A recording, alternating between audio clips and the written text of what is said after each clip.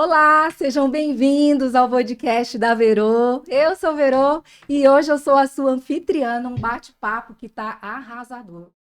Falar sobre um assunto que é muito importante, muito relevante. Vamos falar sobre grana, money, dinheiro.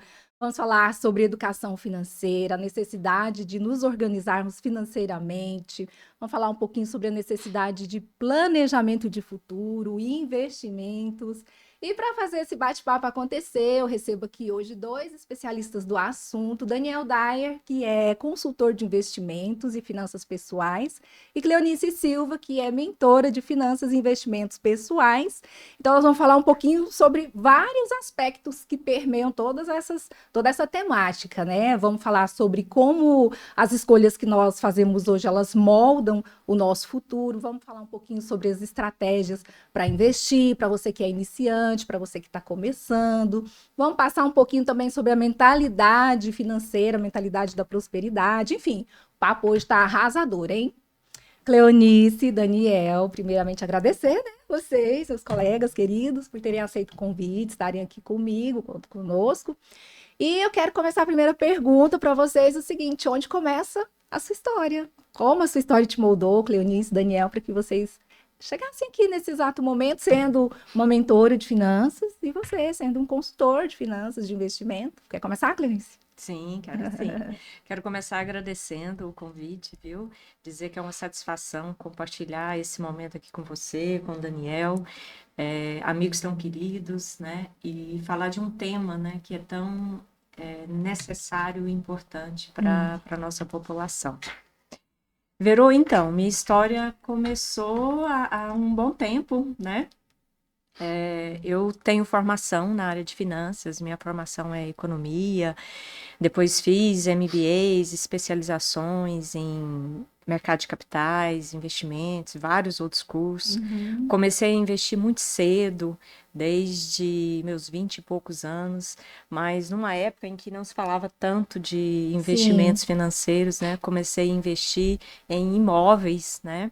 Foi o que me trouxe uma base sólida de dinheiro para o futuro, vamos dizer assim, né? E estava contando até para o Daniel, minha história começa, na verdade, na infância. Meus pais foram os meus primeiros educadores sobre educação financeira. Ensino fundamental apenas, trabalhadores comuns, recebendo muito pouco, mas com uma sabedoria imensa para lidar com o dinheiro, especialmente a minha mãe. Eu nunca me lembro da gente ter passado alguma necessidade, sabe? Claro que a gente não tinha uma vida assim de luxo, de muita abundância, mas também a gente não tinha escassez, porque a minha mãe era extremamente controlada e ela ensinou isso a minha e a meus dois irmãos, né? Então, essa educação financeira de como lidar com o dinheiro, de como controlar o dinheiro, de como fazer com que o dinheiro seja um nosso amigo, nosso aliado, né? Porque ele permeia as nossas vidas bem antes da gente nascer, né? Com certeza. Você que é mãe, você que é pai, vocês sabem que a chegada de um filho, ele requer uma organização financeira bem antecipada, né? Então, até após a morte, né? O dinheiro permeia a nossa vida, né? Então, mais do que é apropriado, né? A gente saber lidar com o dinheiro desde os primeiros dias de vida, né? Porque ele vai nos permear para o resto da vida, né? E enquanto a gente estiver nessa vida, né? A gente precisa viver uma vida de equilíbrio, uma vida de conforto, uma vida que nos traga um mínimo de felicidade, né? E o dinheiro, ele não compra felicidade, né? Mas ele ajuda Ele bastante. pavimenta muitas Ele estradas, né? pavimenta, exatamente, né? Então, a minha história começou assim. E meu pai, ele vivia dizendo que o sonho dele era ver todos os filhos formados, né? E ele vivia dizendo que eu seria uma contabilista. Ah, Ele dizia contabilista, né? Contadora, né? E chegou a época de eu procurar um curso, né, para eu me formar, e eu fui ver a grade de contabilidade e acabei não gostando, né? E vi economia. vi economia e gostei bastante. E falei com meu pai, até mostrei para ele. Ele falou: Nossa, é muito melhor do que contabilista. E eu fui, me formei em economia e fiz vários cursos. E na economia, a gente tem duas disciplinas bem aprofundadas que falam exatamente sobre mercado de capitais e investimentos. E eu gostei demais, gostei muito. Então, desde a época da faculdade, eu já me envolvi bastante com os investimentos. Claro que na época era muito difícil o acesso a conhecimento, né? Hoje a gente diz que o conhecimento está na palma da mão, né? Então ficou tudo mais fácil. Mas eu sempre procurei ler muitos livros, né? Até o acesso aos bancos, às corretoras na época era bem difícil, né? Mas essa é a minha história e entrei depois para o mercado de trabalho, me envolvi bastante com o empreendedorismo, que é outra área que eu gosto bastante, né? E depois de mais de 20 anos de carreira como CLT, agora chegou o momento de eu me dedicar exclusivamente a finanças e investimentos, que é o que eu estou trabalhando agora, fazendo mentorias aí para ajudar as pessoas a equilibrar a vida financeiramente. Assumindo o seu lugar de poder. Exatamente. E você, Daniel? Então, a minha história é bem diferente. Ah, que legal! Não tenho tanto tempo de experiência assim como a Cleonice. Na verdade, eu sou da área de tecnologia, né? Me formei em ciência da computação. Já estou no mercado aí, atuo até hoje, na verdade, né? Na área de TI, há 30 anos, mais ou menos. Também diferente da criação que a Cleonice comentou, assim, em casa também sempre foi muito regrado, né? Meus pais também funcionários, enfim, né? A grana curta. Sim. Só que eu não tive educação financeira, assim, né? Nem eu, nem meus irmãos. Era tudo muito controlado, né? Era pouco. Eu nunca soube o que é uma mesada, por exemplo. Então, o que eu aprendi foi na vida, foi depois, né? Então, depois que eu comecei a minha vida profissional e comecei a ganhar dinheiro, desde a faculdade eu já comecei a trabalhar e comecei a ganhar dinheiro, eu aprendi a administrar, né? Eu sou capricorniano, então já tem um pé ali, né? Já tô um pouquinho à frente ali na largada. Então, eu sou muito organizado. Eu acho que eu lido bem com o dinheiro. Sempre lidei bem, né? E agora, mais recentemente, assim, sempre investi, né? Sempre investi, mas de forma aquilo que hoje as pessoas, muita gente nem faz isso, né? O que já seria muito bom. Mas eu comecei investindo indo vamos dizer, nas recomendações dos gerentes de bancos, né? Certo. Na época. Então, previdência privada, fundos de investimento, alguma coisa assim, caderneta de poupança, inclusive. Mas sem me aprofundar, sem estudar, sem entender muito, né, o que era aquilo, né? Mas como eu tinha uma boa relação com o dinheiro, então sempre investi. Mas há uns 3 anos atrás, um pouco mais de 3 anos, eu me aproximando dos 50 anos, né, e comecei a pensar, estava até comentando com a Cleonice aqui nos bastidores, que você começa a preocupar com o futuro, né? Planejamento de futuro, Planejamento de futuro, como que seria, né, aposentadoria, INSS, também empregado de empresa privada a vida inteira, né, e quase 30 anos de carteira assinada, porém quando você vai lá no simulador do INSS, você tem que trabalhar mais 15 anos, né, trabalhar até os 67 anos para me aposentar, ou seja, eu estou com 50 hoje, eu teria trabalhar mais 17 anos, sem saber, na verdade, se a gente vai... Sem uma garantia, né? Tem uma garantia. Você contribui a vida inteira com a Previdência Pública, né? Com o INSS, e você não sabe se você vai ter aquilo. Então, isso começou a me trazer uma angústia. E eu, buscando mesmo informação na internet, hoje realmente é muito fácil, né? Eu encontrei uma estratégia, né? O pessoal comentando sobre uma estratégia previdenciária, né? De investimento que vai te garantir uma renda futura, uma renda passiva no futuro, né? Para que você, às vezes, até consiga aposentar antes, ou um complemento da sua aposentadoria, e aí depende, né? Então, foi assim, e eu gostei tanto, né? Que eu fiz um MBA na área, eu acho que eu já devo ter não gastado, Investido, né? Isso, porque tem mas uma diferença, depois nós vamos falar, em hein? vários cursos da área, então, e assinaturas de plataformas, né, que tem cursos. Então, assim, é viciante, né? A gente estava conversando, é realmente Olha viciante que esse legal. mundo. E eu enfiei de cabeça. Apesar da minha atividade, eu ainda continuo trabalhando com TI, Contei. né?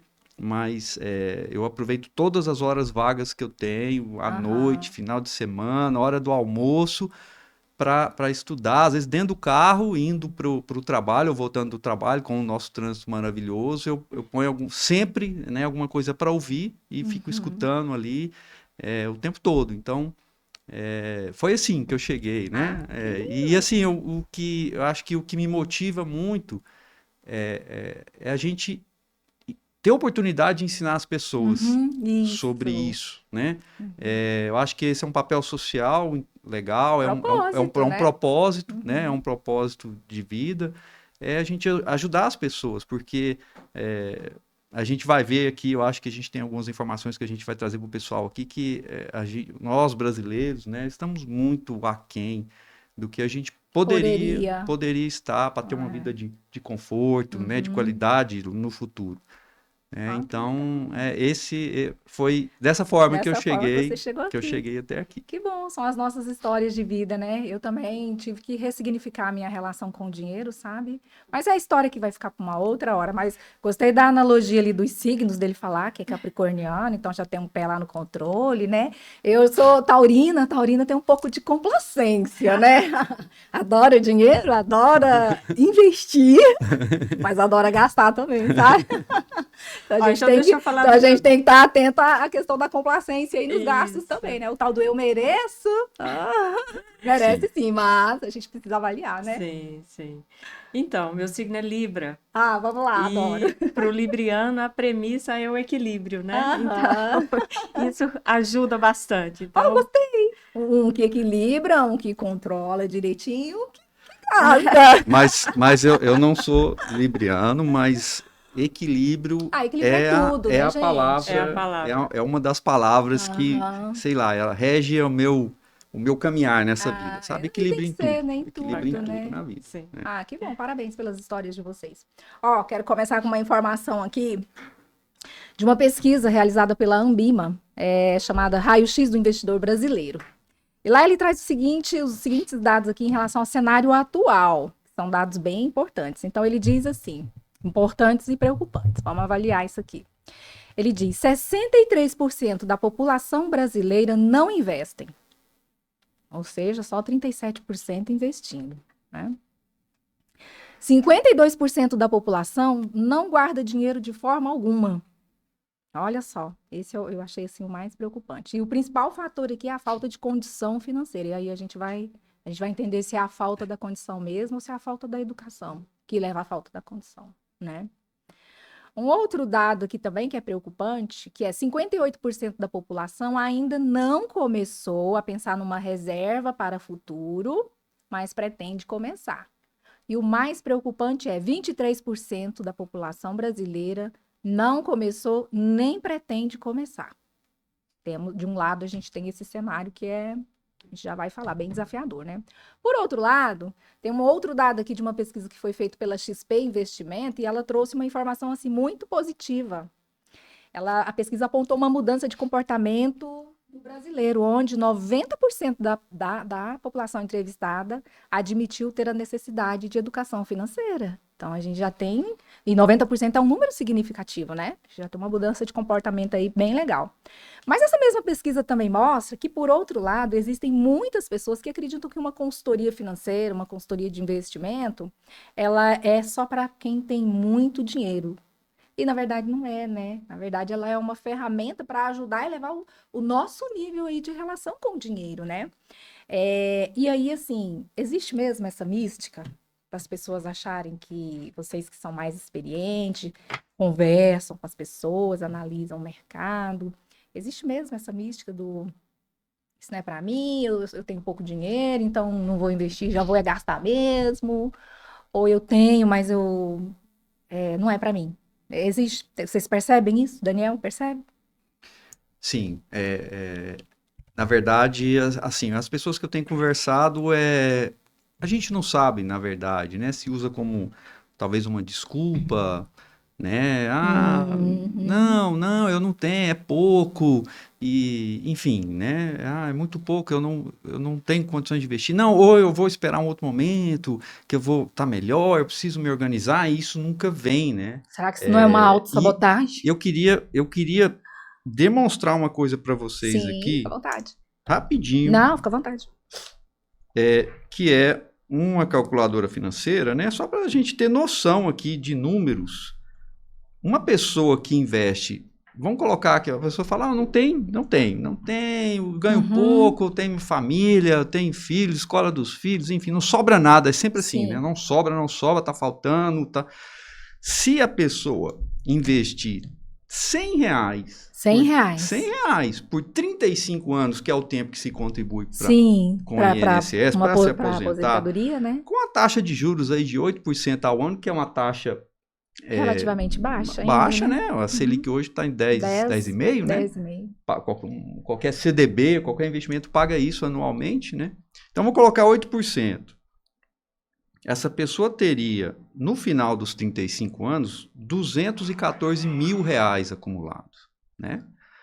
Então, R$ 100, Uhum. gente. Nós estamos falando de É, R$ 100. Então, vamos, sim. vamos melhorar isso aqui Vamos um melhorar um pouquinho? pouquinho, Vamos né? botar R$ 1.000. R$ 1.000 durante...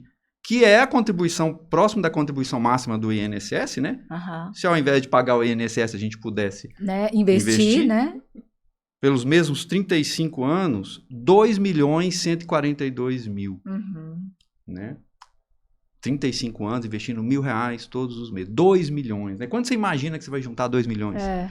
Mas isso aqui gente, é a matemática, é o juro composto, né? Uhum, Então, uhum. assim, não tem desculpa. Ah, cara, começa com 200 se você pode, Pode 200, né? começa 250 com com 100, né? 300. Se é 100 que Começa com você pode, começa 100, com mas 100. começa, né? Uhum. Começa e eu acho que a gente vai, mais na frente, a gente vai detalhar um pouco Sim, isso, como é que a gente né? Da pode questão da começar? disciplina, do tempo, mas, assim, eu acho que existe o mito, mas ele tem que ser quebrado, né? Sim, são paradigmas que precisam ser desconstruídos, né? Sim, Você sim. observa isso, Cleonice, lá nos seus atendimentos, como Sim, mentora? sim, observo. E o Daniel diz bem quando esse mito tem que ser quebrado. E esse mito só é quebrado com a educação financeira, Uhum. né? Infelizmente, a gente é de um país em que a educação financeira, ela não é pauta, ela não é prioridade, né? Recentemente, na educação básica, se inseriu o tema educação financeira, mas inseriu como algo transversal, não como uma disciplina Uhum. propriamente dita, né? E se inseriu num ambiente em que as pessoas que estão lá, que são os professores, também não estão Sim, não estão preparados para preparados, ensinar, né? né? Então, a gente precisa muito trabalhar essa questão da educação financeira. Entra uma questão da mentalidade, que a gente vai falar um pouquinho mais Uhum. para frente, mas é bem isso que o Daniel falou. A partir do momento que a pessoa tem noção de que investir cedo, começar cedo, Sim, mesmo que seja com R$ 100, R$ 50, né? A vida dela pode vai mudar, mudar, né? né? A gente tem que ter essa consciência de que o dinheiro, ele é o nosso aliado e sim, a gente pode colocá-lo para trabalhar para a gente, Uhum. né? Então, tudo é uma questão de educação. Eu costumo dizer que conhecimento é poder, né, Sim, gente? sim, Conhecimento é poder. poder. E Autoconhecimento é libertação. E dinheiro é exatamente. E autoconhecimento, dinheiro é autoconhecimento. Exatamente. né? Então, mas assim, aí a pesquisa, ela também traz esse dado importante, né? 90% admite que precisa que tem a necessidade. O que vocês entendem, assim, que seriam caminhos para se começar? Inclusive nós, enquanto nós, né? No nosso núcleo familiar, no nosso trabalho, na comunidade que a gente vive, até ir se expandindo, né? Sim. O que vocês Então, orientam? isso vem de uma cultura, né? Como a gente dizia há Sim. pouco. E para transformar uma cultura, né, não é do dia para a noite, né? Então, eu creio que a gente precisa muito de políticas públicas fortes, né? Começou esse Sim. movimento na educação básica agora, de levar o tema educação financeira, mas é preciso mais, precisa de algo mais efetivo, né? Eu acho que nós, enquanto sociedade civil, a gente já trabalhando isso bastante, né? O Daniel falou que trabalhar esse tema para ajudar pessoas, né? Então, a gente que tem um certo conhecimento, começar a disseminar isso nas nossas redes, com as nossas famílias, com os nossos conhecidos, Sim, né? Você aqui no papel do Vodcast, né? Da Verô, trazendo esse tema sempre à tona. Trabalhar as famílias, né? Eu acho que tudo deve começar na base, na estrutura, Sim. né? Famílias que têm esse conhecimento preparam os filhos melhor para lidar com o dinheiro e trazem uma vida mais digna para eles desde a infância, né? Então, assim, há uma série de questões para serem inseridas na nossa sociedade. Eu acredito que já mudou bastante, né? A internet trouxe essa facilidade. Quantos youtubers a gente tem, quantos influencers, né? O próprio Banco Central, o próprio Tesouro Direto tem os seus canais que traz esse conhecimento para a população. Então, assim, eu acho que a partir desse movimento da internet, colocar políticas públicas mais efetivas, nós, enquanto sociedade civis, ensinar os nossos filhos, os nossos familiares, eu acho que a gente vai conseguindo disseminar e quebrar esse mito. Ah, que bom. Daniel, você entende que a linguagem do investimento hoje, ela é acessível, assim, ela é tranquila? Porque se a gente tem aí, né, os 63% da população brasileira que não investe, aí eu fico imaginando assim, será que isso passa realmente só pela falta do dinheiro mesmo, igual a gente está falando aqui, não sobrou, não vou investir? Ou será que também assim, essa linguagem está facilitada? Você entende que sim? Olha, assim, a princípio não é uma coisa muito simples, né? Assim, e aí a gente conecta com a questão cultural e a questão de que isso tem que estar lá no início, né? Lá na base, né? Então, a educação financeira ela não deveria ser colocada nem de forma transversal, como você comentou, mas como, né, como disciplina para que esse mito, né, seja quebrado. E dentre as questões que estão relacionadas ao mito é a questão da linguagem, né? Então você fala de renda variável, de Selic, de taxa de juros, de inflação, de IPCA, e fica, né? Isso para mim, até antes de eu começar meus estudos, há um pouco mais de 3 anos, eu também não me interessava muito, e necessário. Eu fico pensando se isso também já não... Assim, se não teria uma forma de uma linguagem mais acessível, porque aí quando você fala assim, renda fixa, IPCA, Tesouro Direto, a pessoa já fica... Sim, então, assim, eu vejo, eu não sei a opinião da Cleonice, eu vejo que não existe um caminho, considerando então que a gente não teve educação e que não existe ainda lá na base uma educação financeira, eu não vejo um outro caminho que não seja estudo. Estudar, conhecer. Então, mas você tem que se tornar um especialista para poder investir?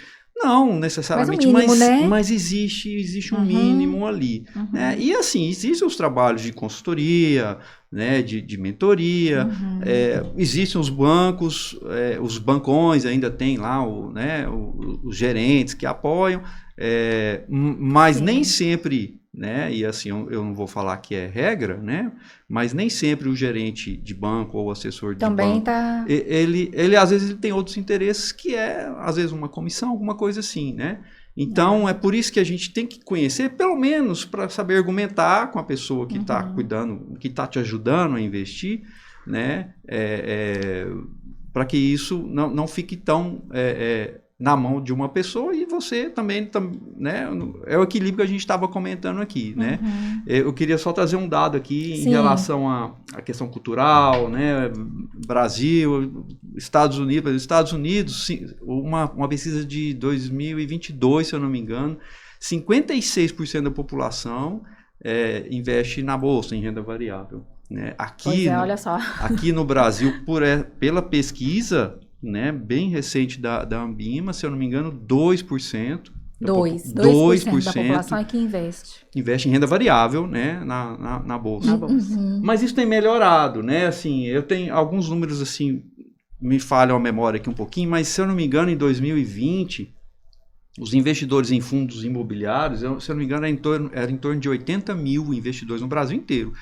Hoje, nós estamos em 2024, são mais de 2 milhões de investidores em fundos imobiliários, que é um investimento de renda variável, né, comercializado na Bolsa de Valores. Então, quer dizer, Tem mudado. E a internet eu acho que teve um papel, né? Um papel teve fundamental um papel nisso, fundamental, né? fundamental nisso aí.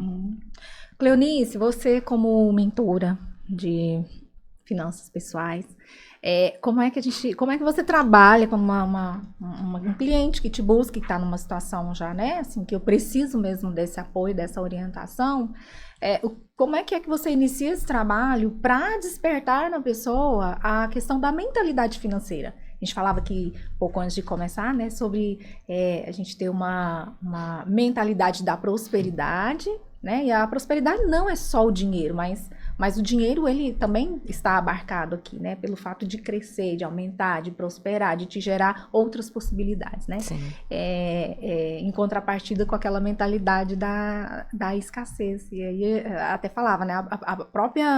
O próprio fato, assim, de ter um conservadorismo muito grande, né? E essa diferença que o Daniel traz, colabora com isso, lá nos Estados Unidos, totalmente contrário, né? 58% que investe.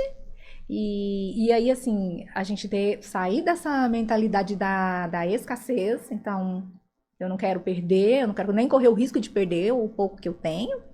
Ou eu não tenho mesmo, e aí eu não vou fazer nada porque eu não tenho mesmo, porque não sobra mesmo, né? De forma que a pessoa, ela deixe de ser um mero espectador lá da sua vida financeira e ela passa a ser um protagonista efetivo mesmo, né? Que realmente, eu vou estudar, eu vou conhecer, eu vou investir, eu vou planejar o meu futuro, né? Como é que você começa esse trabalho? Então... E o que você tem, né, para compartilhar aqui com a gente? Sim, na mentoria que eu estou atuando, um dos primeiros aspectos que a gente trabalha é exatamente a questão da mentalidade. Isso para quem não tem a mentalidade ainda, né? Porque chegam muitos até gente que às vezes já está super avançado, né? Mentalidade financeira tem a ver com comportamento e crenças, né? Eu sou um pouco meio... tenho aversão a esses coaches aí que ficam querendo fazer muitas vezes lavagens, né, na cabeça. Mas não tem jeito. A vida da gente é guiada pelos nossos pensamentos, pelas nossas crenças, né? Então, em finanças, existem muito essas crenças limitantes, né? Dinheiro é coisa de rico, o pobre não consegue ficar rico, eu não consigo ter a casa dos sonhos, né? Meu destino é trabalhar, ser assalariada, sabe? Então, essas crenças limitantes, elas, querendo ou não, elas atraem. Elas atraem, né? Então, a partir do momento que você tem esses pensamentos negativos, esses pensamentos contra você mesmo, né? As coisas não vão fluir, né? Então, a gente começa a trabalhar justamente com esses comportamentos, né? Com essas crenças. E ensinando as pessoas que finanças nada mais é do que como você pensa e como você gasta o seu dinheiro. Né? Então, se você quer ter uma mentalidade de abundância e viver uma vida de abundância, você tem que começar a pensar assim. Tudo bem que hoje, né, para quem está começando a carreira, principalmente para os jovens, né, tudo parece mais difícil. Para mim já foi muito difícil também. Acho que para a maioria, né, de nós que viemos da classe trabalhadora. Mas a partir do momento que você começa a pensar diferente, estudar, né, e entender que dinheiro é para todos, né, e dinheiro é algo para ser viável para a nossa qualidade de vida, para a nossa felicidade. Então a gente só precisa saber lidar com ele, e saber lidar com ele pensando, hoje eu estou ganhando pouco, mas se eu me preparar melhor, se eu me organizar melhor, se eu me qualificar, buscar conhecimento de como eu posso fazer o meu dinheiro aumentar, gastar menos, poupar para investir, para conseguir realizar o meu sonho, eu posso tudo, né? eu posso tudo. Então, a gente começa a trabalhar trazendo muito essas questões das crenças, né? Que existe. A gente vê muitas famílias falando com crianças, criança pede alguma coisa. Não, menino, para, isso não é para você, não. Né? Então, já vai trazendo meio que uma frustração na criança desde cedo, que ela não pode, que ela é limitada. E não é isso, né? Então, talvez a linguagem correta de um pai, de um tio, alguém que está conversando com uma criança, é dizer, olha, no momento a gente não consegue, mas vamos trabalhar para isso? Explicar para a criança de onde vem o dinheiro, né? E por que naquele momento não é possível, mas trabalhando com estratégia, planejamento, organização financeira é possível. O que não dá é para a gente sustentar essa mentalidade que não é possível, né? E não fazer nada, porque aí realmente não vai, porque quando você pensa negativamente, né? Você fica sem força, você fica sem inspiração, você fica sem vontade, porque o seu pensamento tá te limitando a correr atrás, né? É verdade. Pode complementar? Claro. Assim, puxando um gancho, as pessoas às vezes elas querem o dinheiro fácil, né?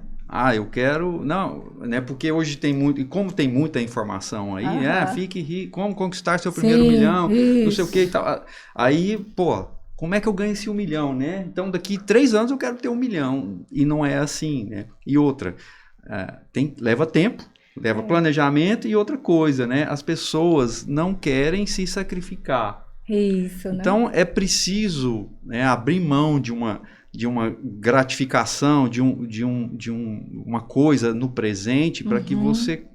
É o equilíbrio, né? Você precisa ter equilíbrio agora para que você consiga chegar lá no futuro e usufruir da sua vida, né, com mais qualidade. Só que as pessoas querem rápido e elas não querem se sacrificar, ela não quer abrir mão da saidinha, do iFood, das 1000 assinaturas de streaming, ou seja, tudo que devagarinho vai consumindo o seu dinheiro. De pouquinho em pouquinho ali, né? Isso. Então, não tem jeito, você tem que se sacrificar. Né? Eu, por exemplo, com o patrimônio que eu conquistei, com o meu trabalho e tal, e, enfim, eu poderia estar andando num carro muito melhor do que o carro que eu tenho hoje. Mas, pensando no futuro, né, eu falo, não, eu tenho que planejar meu futuro, eu tenho que reservar esse recurso, esse dinheiro, para eu poder usufruir no futuro. Então, eu adoro carros, né? Como todo homem gosta, não sei o quê. Acho que os jovens hoje, acho que não, né? Eles não são tão ligados, mas da nossa geração, né? Então o homem gosta de carro, uma coisa que ele... E eu abri mão, eu estou citando um exemplo, mas é diário, né? Então a gente tem que fazer esse sacrifício, senão a gente não vai conseguir atingir os objetivos que a gente... Né, que precisa, na verdade, né? Na verdade as pessoas nem traçaram os objetivos ainda, né? Mas a gente precisa fazer esses sacrifícios, o equilíbrio, para que a gente consiga as crenças, derrubar essas crenças de que eu não posso, eu não consigo, para atrair coisas boas, né? Pensamentos bons para que a gente consiga, né, evoluir. Daniel, você trouxe um ponto muito importante aí também, que é a questão assim do imediatismo, da gratificação instantânea. Então, poxa, eu vou ter que poupar para ter 1 milhão daqui não sei quantos anos? Não. Já vamos investir, vamos, né?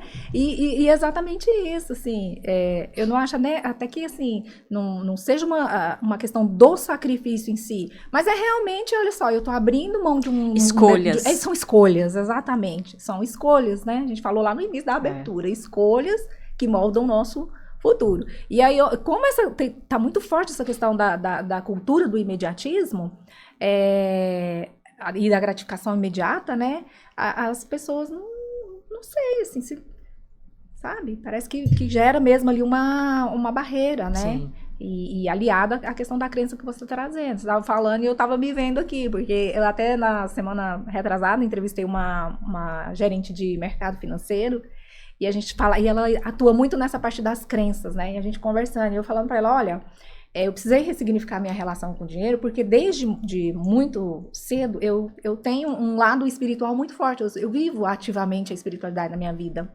E desde criança eu ouvi aquela frase emblemática lá da Bíblia, né? Que é mais fácil um camelo passar pelo fundo de uma agulha do que um rico entrar no reino dos céus. Então eu não poderia ficar rica, porque eu almejo entrar no reino dos céus. Olha só! Gente, isso é sério, isso foi muito forte. E aí veio lá o taurino complacente, que adora gastar, né? Que eu falei, né? Então eu vou chegar num momento da minha vida em que eu me vi numa situação financeira muito desequilibrada, desestruturada, assim, muito ruim. Que foi preciso, assim, ressignificar isso que você está trazendo, as minhas crenças mesmas. Não, espiritualidade e dinheiro não precisa ser antagonista. Não né? precisa. Não é isso, mas eu cresci ouvindo isso. Não, então foi difícil sair, graças a Deus, difícil, né? é E por isso que difícil. hoje eu tô aqui e tenho condições de falar, porque assim, é difícil mesmo. Você acredita tanto que aquilo ali é uma verdade na sua vida e você começa a repelir.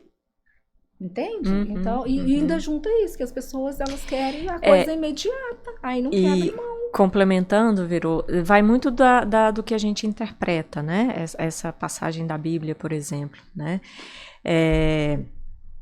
E na própria Bíblia também tem a história de Salomão, né? Sim, que é o homem mais, né? foi o homem mais rico. Mas né? não me contaram a história do Salomão, Cleonice. Falaram pra mim do camelo, que você entende? Olha só, pra você ver isso, vem de criação também, vem da criação dos meus pais, dos meus avós, E é bom trazer essa questão, porque as pessoas que enriquecem muito, né, e sem essa mentalidade, né, financeira, assim, acabam ficando muito soberbas, né? Então, a soberba não é interessante para quem tem dinheiro, né? Porque traz mais um mito, né? De quem é rico é egoísta, arrogante, soberbo, né? E não é. A gente costuma dizer que enriquecer é para trazer qualidade de vida para a gente, para a nossa família, mas também traz qualidade de vida para toda uma sociedade. Sim, né? Com certeza. Porque quem está enriquecendo, né, está gerando emprego, tá conseguindo ajudar o país, a economia, e automaticamente todos vão enriquecendo, né? E eu gosto muito da questão do doar, né? Sim. Quando você doa, você recebe, às vezes, muito mais, né? Quando você doa de coração, né? De não esperando receber, Sim, né? Então, essas questões do dinheiro tem que ser muito trabalhada, inclusive espiritualmente, né? As religiões têm que trazer isso, porque senão traz essa interpretação. Traz, exato. Né? Daniel, e aí eu tô tendenciosa a acreditar aqui que todo esse conjunto de crenças aí, um contexto social histórico que a gente tem, vai levar para um outro ponto que a pesquisa aponta, que é que 68% das pessoas que investem na poupança, que é um investimento super mega conservador, e que a gente conversando um dia desse, ele falou assim, gente, isso é um pecado! Me fala mais sobre esse pecado. Então, eu fiquei bastante impressionado, né, com os dados dessa pesquisa e com esse especificamente, né? Eu já vi até, assim, alguns desses influencers e youtubers estavam falando assim, poupança não é nem investimento. Não consideram. Não consideram a caderneta de poupança como um investimento, né? Ela rende um pouquinho a mais do que a inflação, né? E aí existem as regras lá, de acordo com a Selic, se a Selic está tanto, se a Selic está menos, ela rende, enfim. Mas é muito pouco, né? Só que não tem imposto, é fácil, porém ela nem tem liquidez, né? Porque assim, ela tem uma data de aniversário, e se você tirar o dinheiro antes, o aniversário é no mês ali, né? Se você tirar o dinheiro antes, você tira exatamente o que você colocou, ou seja, você perdeu o dinheiro, porque o seu dinheiro hoje, amanhã, ele vale menos. Depois da manhã, ele vale menos, né? Então, você botou ali, o dinheiro ficou 29 dias na poupança, aí você tirou. E você pega o mesmo valor. Né? Então, assim, é impressionante essa informação. É guardar dinheiro no colchão, né, Daniel? Guardar dinheiro no colchão, o dinheiro perde o valor no tempo. Não pode, né? Então, e eu acho que tá certo, as pessoas pelo menos estão poupando, pelo menos, mas e aí que tal entra o conhecimento que a gente estava conversando anteriormente aqui, as pessoas têm que buscar um pouco mais de conhecimento, perder o medo, como você falou, acham que é muito conservador, né? Então, eu prefiro ganhar pouquinho do que arriscar, mas investimentos de renda fixa, eles rendem mais, né? Eles superam a inflação, tem um retorno maior. São conservadores. E são conservadores. Também, né? Você não perde, né? Assim, você não precisa nem... Você vai lá no aplicativo do seu banco e lá ele fala, esse aqui, o risco é baixo, né? Existe aquela relação, né? Quanto maior o risco, mais o retorno, né? Risco baixo, ele vai retornar acima da inflação. Eu estou falando do investimento de renda fixa, né? Ele vai retornar acima da inflação e não vai ser igual a poupança que você está perdendo, na verdade. O seu dinheiro está perdendo valor ali, né? Porque ele está ali grudadinho na inflação. Mas, enfim, pelo menos as pessoas estão poupando aí. Estão poupando, né? Mas realmente, eu acho que o retrato disso aqui, né?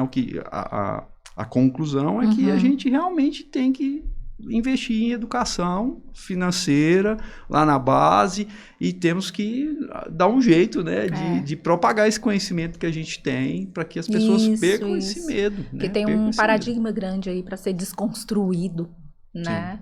Sim. Eu queria complementar aqui. O mercado financeiro, para quem não tem conhecimento, ele é perverso. É preciso alguns cuidados. A poupança, por exemplo, ela foi criada em 1800 e alguma coisa, nem me lembro, né?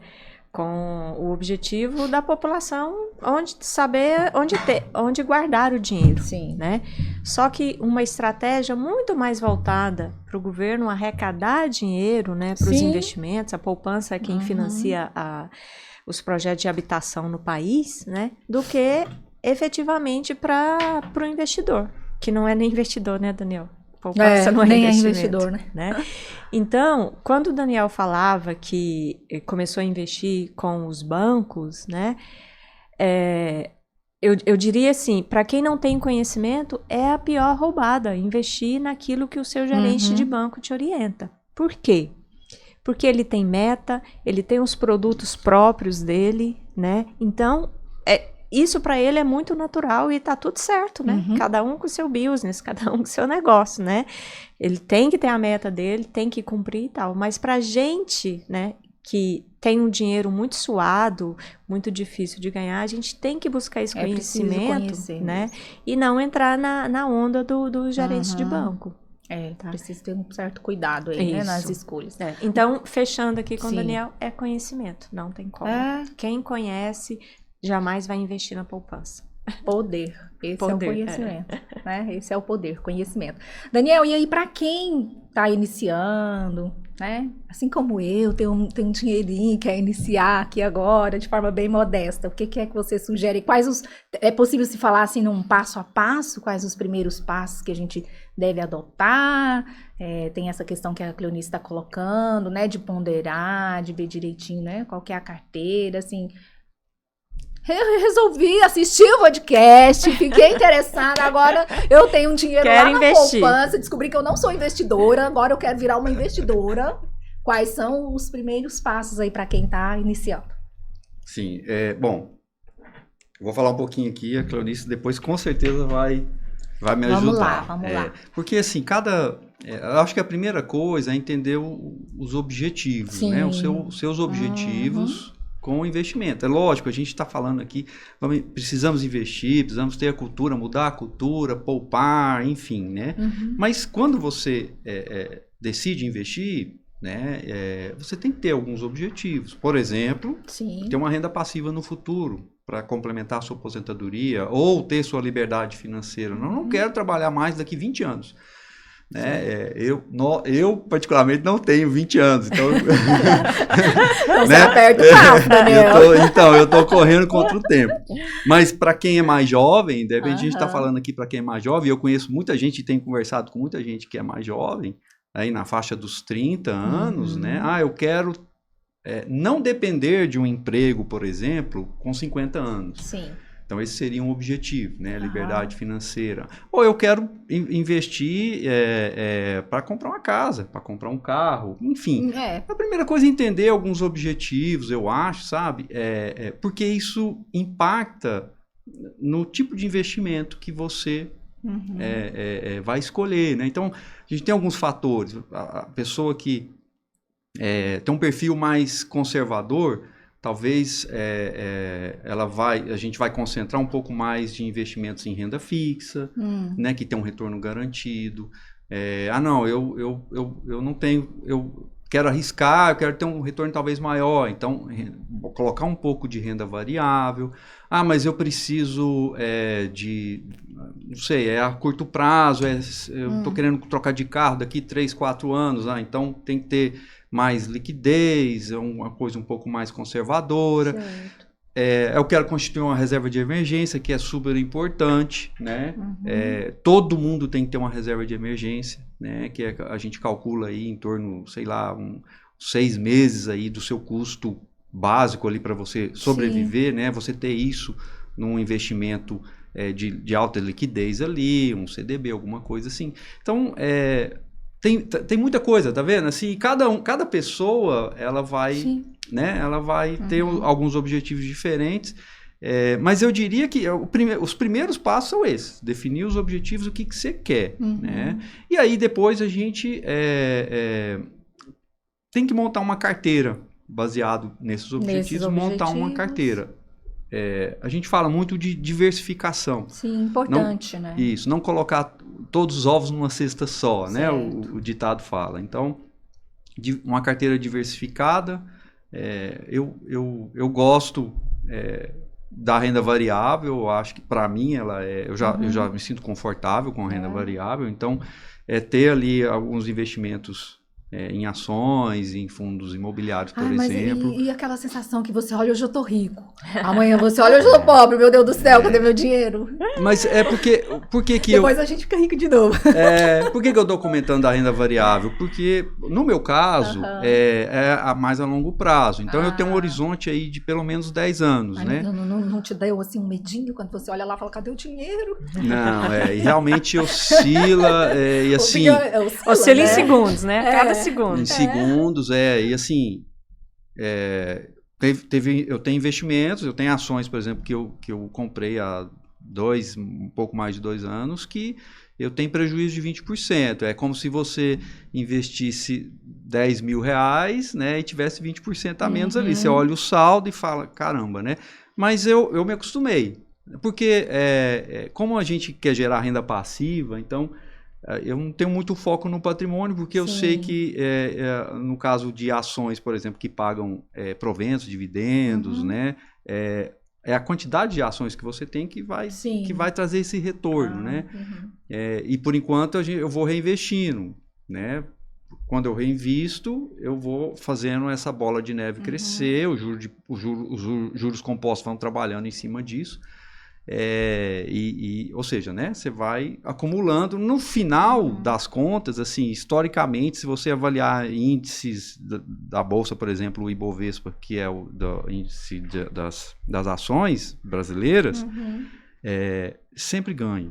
Então, por mais que você veja caiu 1, 2 anos, pô, mas eu estou 2 anos tendo prejuízo com essa ação, mas de repente o negócio começa a subir. E a longo prazo sobe mesmo, né? Historicamente sobe. É lógico que, gente, é renda variável, né? Mas é assim, você corre risco comprando uma casa num lugar que chega alguém, você tem a sua casa lá, bonitinha, vale 300, 400 mil reais, aí chega alguém do lado, constrói um comércio. Pronto, perdeu um bar, né? Um prédio. E aí sua casa que valia 400 passa a valer 200. Sim. Também, né? Todo investimento tem seu risco, né? Todo investimento tem seu risco. Não tem nada que você não na vida que não tem um nível de risco, né? Então, assim, a gente acostuma, né? Alonguei um pouquinho aqui, eu acho que eu falei até um pouco mais do que você tinha perguntado, mas aí, se entrar nisso aqui, eu acho que a gente vai ficar aqui umas 3 horas.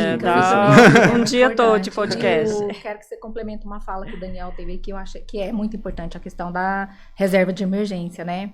E de novo aqui, compartilhando a minha história, lá naquele momento lá, desequilibrado, tudo, eu não tinha essa reserva de emergência. Aí a minha emergência foi recorrer a um empréstimo.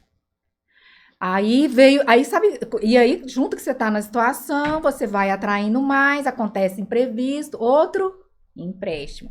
Ele fez o dinheiro crescer lá na renda variável, né? Aqui também cresceu, mas o empréstimo foi, foi crescendo, entende? Então, fala um pouquinho pra gente sobre essa questão de pensar nessa renda, nesse fundo de emergência, nessa reserva de emergência, que é outro ponto que é muito importante, né? Sim. Então, a reserva de emergência, o próprio nome já diz, né? Para emergências, né? E quem de nós nunca passou por uma emergência, né? A gente emergência não avisa que vai chegar, avisa. Né? Ó, tal dia eu vou bater na sua porta. Imprevistos, né? Risco. A gente está suscetível a risco desde a hora que acorda, sem mesmo sair de casa, né? Até mesmo dormindo, a gente tá correndo risco, né? Então, é mais uma questão de mentalidade, né? De educação financeira que a gente precisa trabalhar muito, que é para manter uma reserva de emergência. Os seguros, né? Você ter seguros também é uma forma de você proteger o seu capital, né? Proteger os seus bens e diminuir a sua reserva de emergência, né? Ou você tem uma reserva de emergência muito alta que evita que você tenha que contratar vários seguros, né? Aí você tem que ter uma reserva de emergência alta, muito boa, não seria para os 6 meses, né, de sobrevivência. Ou você tenha um número significativo de seguros que te dê uma sensação de segurança, né, para que a sua reserva de emergência ela fique um pouco menor. Seguro de vida, importantíssimo. Sim. Seguro do automóvel, seguro residencial, né? Seguro funeral, né? Menos assinaturas de streams e mais seguros, né? Exatamente. Então, tudo isso te ajuda a fazer com que sua reserva de emergência ela diminua. Isso. Mas é importante ter, tá? É importante esse olhar que você trouxe aí dos seguros enquanto reserva de emergência, porque às vezes a gente não faz esse link, né? Exatamente. Plano de saúde, né? Imagina você não ter um plano de saúde hoje, ficar doente, ter que ir para uma UTI. Diárias de UTI inviável. É um absurdo, inviável, né? E por outro lado, você vai recorrer ao SUS, né? Vai correr o risco de morrer na fila esperando, né? Então a gente precisa pensar nessa mentalidade. E a reserva de emergência é uma reserva que você tem que ter para pelo menos 6 meses, né? Das suas despesas essenciais. Você não vai colocar ali para reserva de emergência a balada, o jantar, a viagem. Não, é para você sobreviver. Perdeu o emprego, até que você se organize novamente, você tem a reserva de emergência, né? Bateu o carro, precisa pagar a franquia do carro, não tem aquele dinheiro no seu orçamento do mês, recorre à reserva de emergência, né? Então, para isso é importante a reserva. E como construir essa reserva, né? Isso. A gente não precisa ter essa preocupação de colocar esses 6 meses de uma vez só. Você pode ir construindo aos poucos, né? Os R$100 que o Daniel comentou, né? Todo mês você vai reservando dinheiro para sua reserva de emergência. Agora, o importante é que essa reserva também esteja em um investimento. Sim. Né? E aí a gente diz que é um investimento de renda fixa, tá? Mas de liquidez imediata. Né? Curto prazo. Exatamente. O que é liquidez imediata? Ai, bati o carro agora, preciso contratar o seguro, pagar a franquia, não tem dinheiro. Vou recorrer à minha reserva de emergência. Então, tá num CDB que eu consiga tirar hoje o dinheiro, né? Muitas vezes não, muitas vezes o CDB aí tem uma liquidez a partir de 2 meses, a partir de 3 meses, né? Então, para esse tipo de investimento, a gente acaba recomendando muito o Tesouro Direto, que é o Tesouro Selic, que é o único que realmente tem liquidez a partir do momento que você aplicou hoje, amanhã se precisar, você já consegue, né? Então, a reserva de emergência, ela é realmente para nos socorrer em caso de emergências e fazer com que a gente não tenha que recorrer a empréstimos, né? Eu sempre digo para os meus mentorados que juros é excelente para quem recebe, né? Enquanto investidores. Né? O Daniel ali aplicando em ações, né? Recebendo dividendos, juros sobre capital próprio, mesmo que o capital dele esteja desvalorizar de 20% é uma maravilha, não é, Daniel? Você está recebendo e você se empolga, você quer reaplicar aquilo para no próximo mês você receber mais, né? Mas para quem vai pagar um empréstimo, como você já passou por isso, é muito frustrante. Muito frustrante. Deus me livre. Né? A gente, na mentalidade. Eu tô rindo agora, porque na hora eu chorava. É desesperador. É desesperador. Eu queria comentar sobre algumas coisas aqui para alertar o nosso público. Sim, né? alerte aí. Título de capitalização, consórcio, né? São péssimos produtos, né? São péssimos, né? São péssimos. Porque, não tem juros.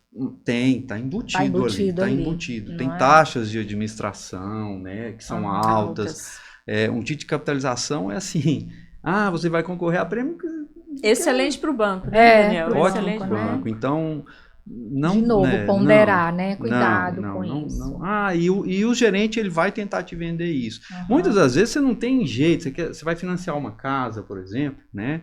Aí você vai recorrer lá à Caixa Econômica, porque os juros é mais baixo, mas ele vai agregar um produto desse lá para você. Já aconteceu comigo, então tô falando, e é natural. E é de certa forma natural. É natural, né? Ele vai agregar um título de capitalização lá, alguma coisa, é obrigatório, né? E, enfim, nesses momentos, ok, até, né? Não tem jeito, mas como você escolher fazer um título de capitalização ou comprar um consórcio, alguma coisa, não, né? Não, por favor, são péssimos produtos. Fica a dica aí dos especialistas, hein?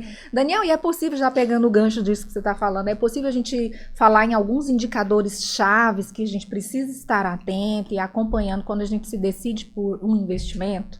Seja ele no Tesouro Direto, seja ele lá no conservador lá da renda fixa. Tem alguns que a gente fala assim, esse aqui é importantíssimo você acompanhar. E em que situação ele é positivo, em que situação ele não é para a gente entender e tomar decisão. Sim. Assim, o indicador mais importante, eu diria que é a própria rentabilidade do que você está, de onde você está colocando o seu dinheiro, né? De onde você está aplicando. E entender, porque, por exemplo, você tem que acompanhar algumas coisas, não tem jeito, né? Por exemplo, a Selic. Né? Porque se a gente está falando de um investimento, por exemplo, um tesouro Selic, né? Que a rentabilidade dele é baseada na taxa Selic. Então, se a Selic está baixando, o seu rendimento vai diminuir. Então, você tem que entender dessas coisas. Você tem que saber, por exemplo, a inflação. Tem que acompanhar. Né? Se a inflação está subindo... Então, eu tenho que fazer conta ali, será que essa renda fixa minha tá superior ali, tá pagando um pouquinho melhor, então, né? Isso para renda fixa, né? A gente está falando de renda fixa, Tesouro Direto, CDB, quando eu vou investir num CDB, por exemplo, a questão da liquidez, né? Entender a questão da liquidez, porque você tem CDB de liquidez diária, mas você tem CDB com um ano, né? Ver se está pagando, por exemplo, se é um CDB, que o CDB ele tornou com a taxa de juros alta, ele é um bom investimento de renda fixa, né? E aí, por exemplo, você tem que saber se ele paga 100% do CDI, né? Ou se... Não, ele não paga 100%, ele paga 90%, por exemplo, Bancões, Banco do Brasil, tal. O CDB normalmente não paga 100% do CDI. Taxa de administração? Taxa de observar? Para fundos de investimento, sim, né? Fundos de investimento, né? Taxa de administração, tem taxa de performance, então você tem que olhar algumas coisas ali. Observar, ficar atento a esses detalhes também, né? Bom, para a renda variável, a gente tem uns indicadores importantes também, que no caso, por exemplo, de ações e fundos imobiliários, é o dividend yield, né? Que é o retorno ali, o que a gente gosta bastante, né? Quem adota a estratégia previdenciária, que é gerar essa renda passiva, né? Com ações, com fundos imobiliários, é o dividend yield, que é o retorno ali em percentual do que você está recebendo como renda passiva, né? Então, esses são alguns indicadores básicos, né? Importantes de serem observados. Sim, importantes. É importante isso que o Daniel está falando, que existem dois tipos de investimentos financeiros, né? Os de renda fixa em que a gente tem que ficar muito atento realmente ao que eu chamo de economia do dia a dia, que está nos jornais todos os dias, né? Que parecem ser termos assim... Aquela seção do jornal que a gente pula, né? Vai direto lá para o entretenimento, cultura, lazer. Que a gente criou o mito de que é difícil, que termo chato, né? Que é Selic, inflação, CDI, essas coisas, né? Mas que faz parte da nossa vida, né? Então, observar esses tipos de indicadores, né? E na renda variável... para cada tipo tem os indicadores específicos. No caso de ações e fundos imobiliários, o dividend yield talvez seja um dos mais importantes, né? Que a gente investe para ter retorno, né? É importante frisar isso, que investimento é tudo aquilo que te traz retorno, né? E aí, partindo para fundos imobiliários, por exemplo, que é um investimento de renda variável bem específico, se observar outros indicadores também, de localização, né? É como se a gente investir em fundos imobiliários, é como se a gente estivesse comprando realmente um imóvel, né? Então, se observar também a localização. E observa como, né? Nos relatórios do próprio... O Daniel estava mostrando ali, né? A calculadora de investimento, os investimentos também está aqui na palma da sua mão, está no seu celular, no seu banco, na sua corretora, que está tudo aqui. E todas essas informações estão à disposição aqui, né? Então, de repente, eu quero investir num fundo imobiliário e quero saber a localização dele. Tá aqui, ó, no seu celular, num relatóriozinho. É uma localização boa? Vamos pegar um exemplo de... prédios de São Paulo, fundos imobiliários que têm como imóveis prédios em São Paulo. Está na Avenida Paulista, o imóvel tem realmente um bom fluxo de pessoas. Quem é que está ocupando esse imóvel, né? São essas grandes empresas, grandes bancos, né? Então, eu digo assim, observar esses indicadores como se você realmente fosse comprar um imóvel, né? Trazendo para o caso de ações.